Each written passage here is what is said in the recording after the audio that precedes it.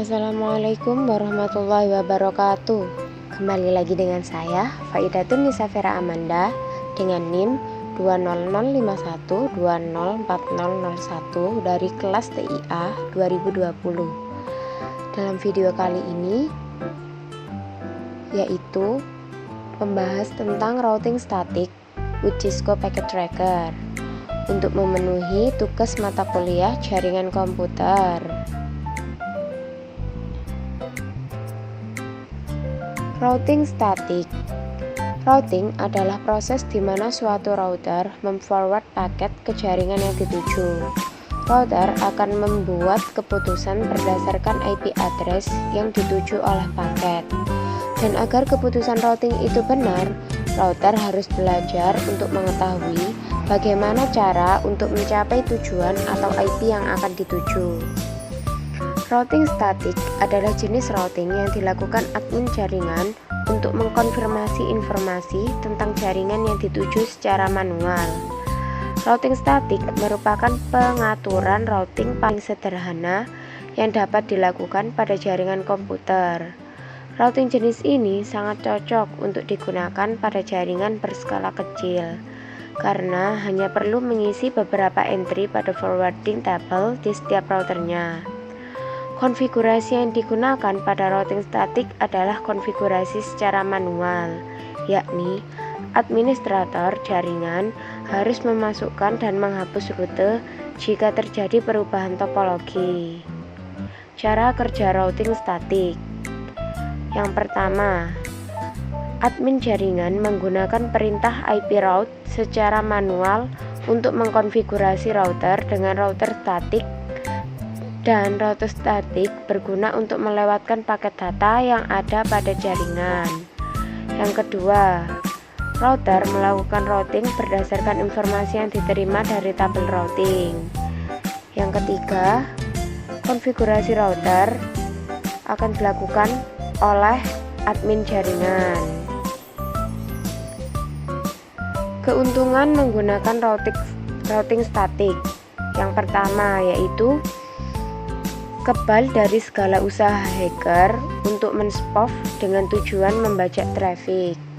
Yang kedua, tidak ada bandwidth yang digunakan untuk pertukaran informasi dari tabel isi routing pada saat pengiriman paket. Yang ketiga, routing statik lebih aman dibandingkan routing dinamis. Dan yang keempat, meringankan kinerja prosesor router.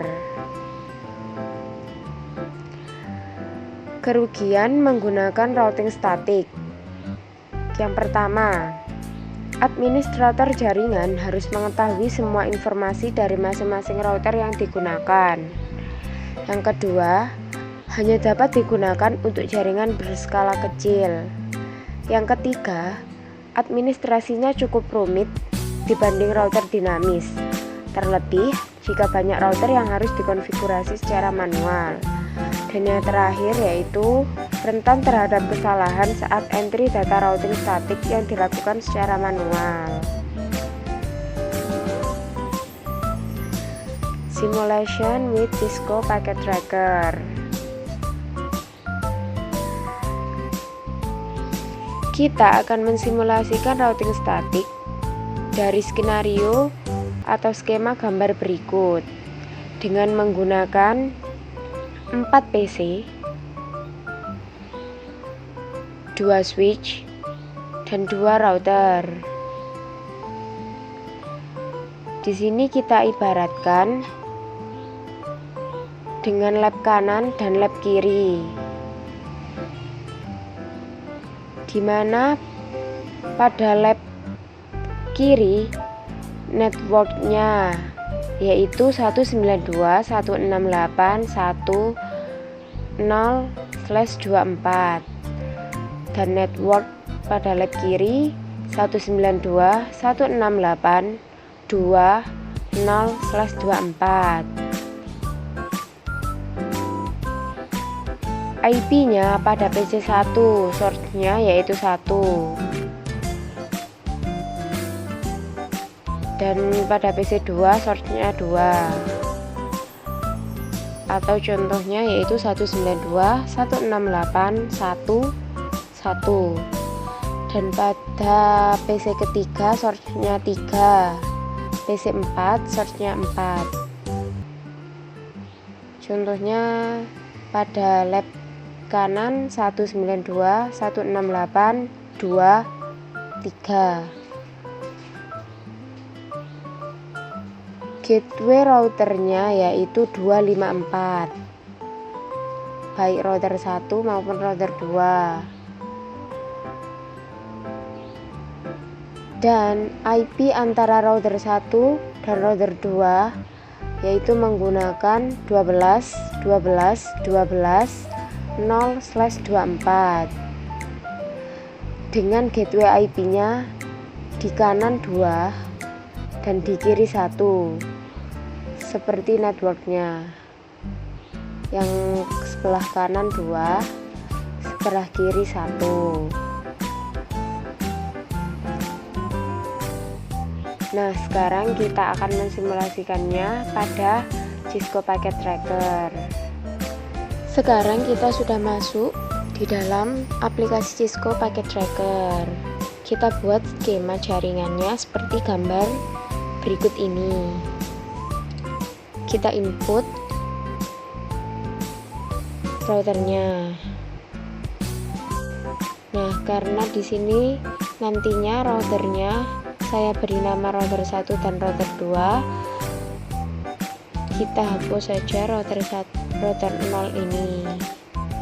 Kita input lagi router. Nah, saya di sini menggunakan router PT. Router 1, router 2. Kemudian input switch.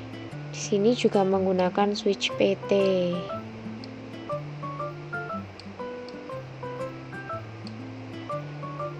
Input PC-nya. Nah, PC-nya juga akan saya beri nama dari PC 1 sampai PC 4. Ini PC 0 kita hapus saja. Kita input PC kembali. PC 1, PC 2,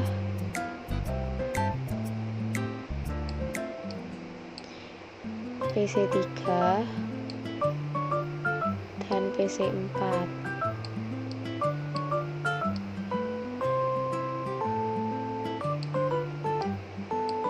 Kemudian kita sambungkan menggunakan kabel automatic.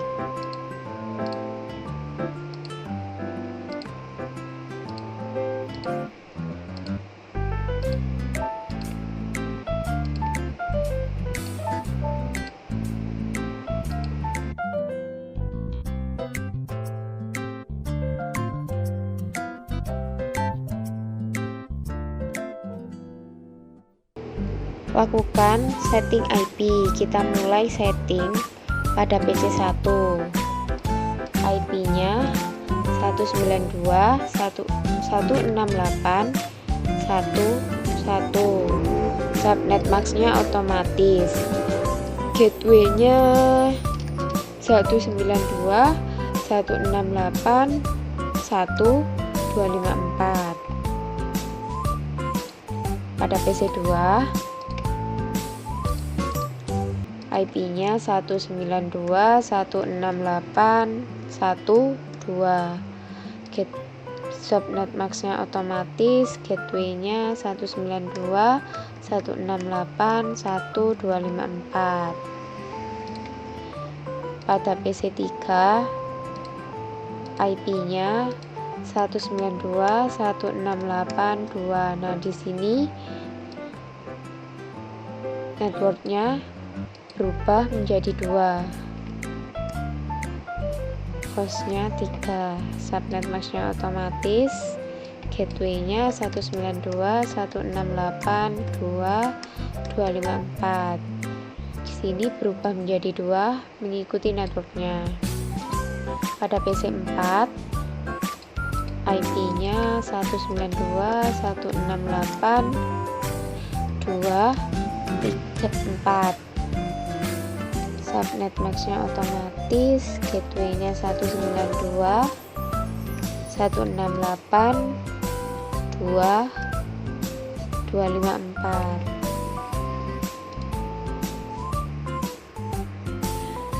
Kabel arah router di sini masih mati karena portnya belum dinyalakan. Untuk dapat menyalakan port, kita lihat terlebih dahulu kabelnya. Nah, di sini kita akan menyalakan port pada VA0 dan S0. Kita nyalakan portnya VA0 dan serial 20. Kita juga lakukan setting IP di fast Ethernet maupun serialnya. Fast Ethernet di sini mengarah ke switch, maka IP-nya yaitu 192, 168, 1254. Subnet max-nya otomatis dan serialnya IP-nya 12, 12, 12, 1. Subnet max-nya di sini kita ganti menjadi kelas C 255, 255, 0. Kita lakukan setting dan nyalakan port pada router 2. Kita nyalakan port pada fast Ethernet 0 dan serial 20.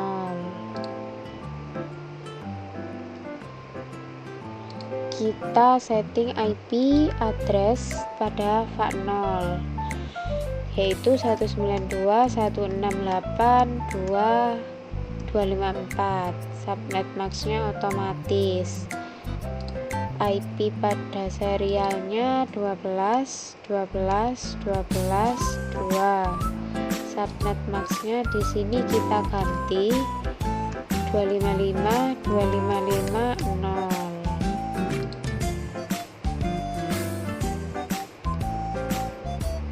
Nah, di sini semuanya sudah disetting dan sudah berubah warna menjadi warna hijau.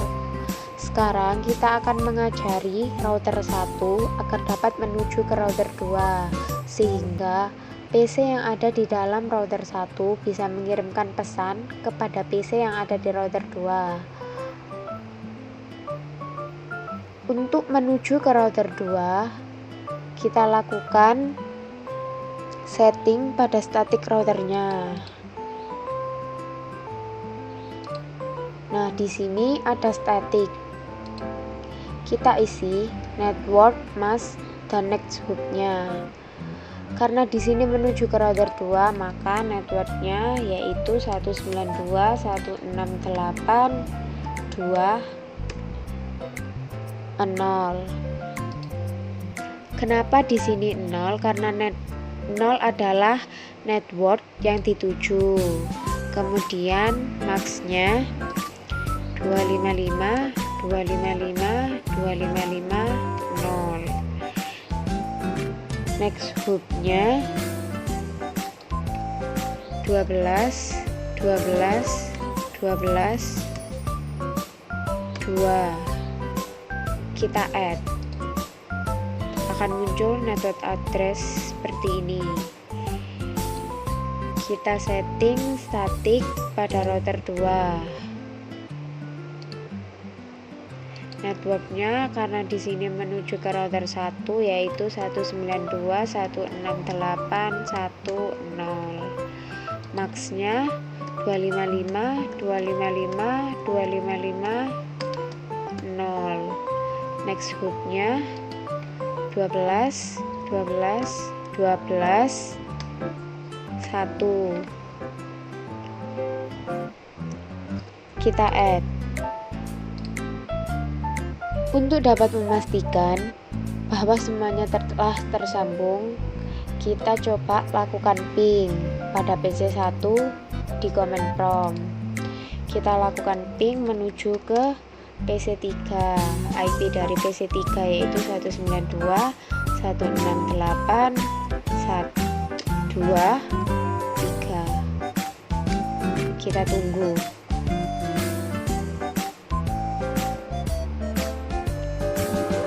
Nah, jika muncul request timeout satu kali seperti ini, tidak apa-apa karena di sini ini masih mencari ARP yang dituju sehingga muncul request timeout.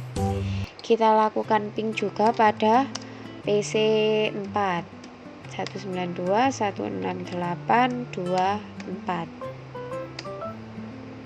Kita tunggu. Nah, di sini juga masih muncul request timeout karena di sini mencari ARP-nya. Kemudian kita buktikan dengan traced. Kita tracing,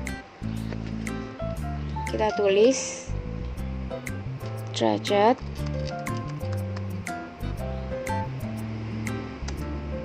IP dari PC3 192.168.23. Nah, di sini traced complete. Pertama, pesan akan menuju ke router 1.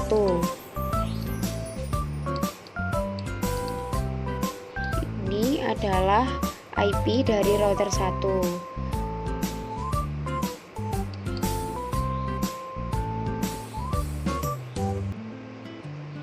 Kemudian menuju ke router 2.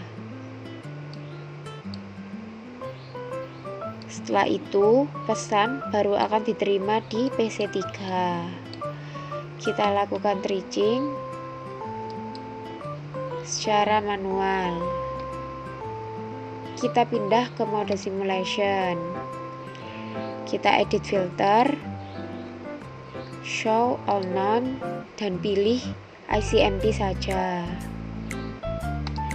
Kemudian kita coba mengirimkan pesan dari PC1 menuju PC3. Kita jalankan. Pesan menuju ke switch. Karena dalam satu jaringan ini PC3 tidak ditemukan, pesan akan dilempar ke router. Di sini router sudah diajari untuk menuju ke router 2.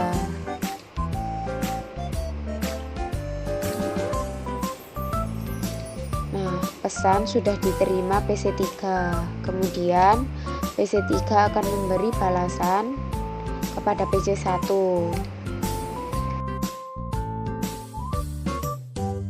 Nah, di sini router 2 sudah diajari. Untuk menuju ke PC1, router 2 harus menuju ke router 1 terlebih dahulu. Kemudian akan diteruskan ke PC1. Pesan menuju ke router 1, ke switch, dan ke PC1. Di sini pesan sudah diterima kembali oleh PC1.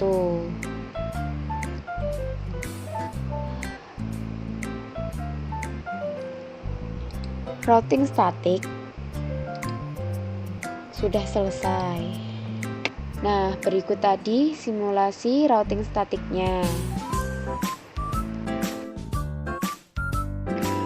Terima kasih sudah menonton video saya. See you on the next video. Wassalamualaikum warahmatullahi wabarakatuh.